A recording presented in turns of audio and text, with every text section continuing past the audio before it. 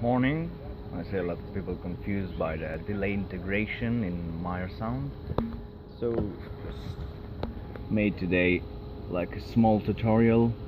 It's a hall with a leopard ground stack with a 900 LFC and a UPA as a delay.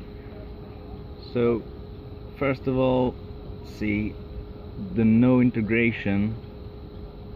delay integration between stuff would look like this. That's the 900.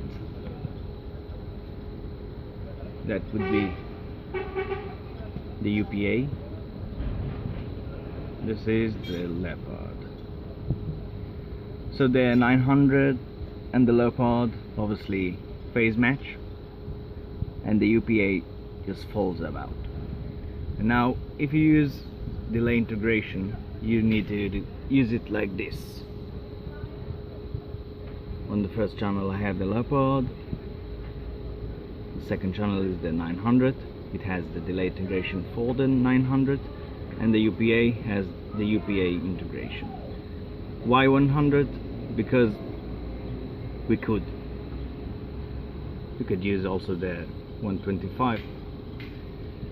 So when you press it, you're always being asked about the total delay. Sorry, if you use like a leopard stuff.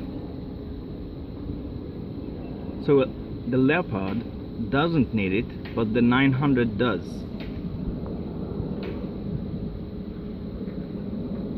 The regular leopard doesn't need it.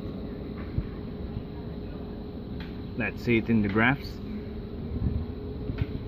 This is the leopard 100.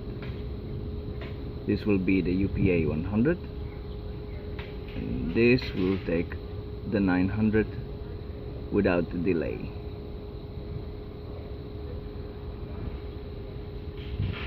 So as you can see, a 900 without the 6.1 delay doesn't adds up. 900 with the delay falls right in. Thank you.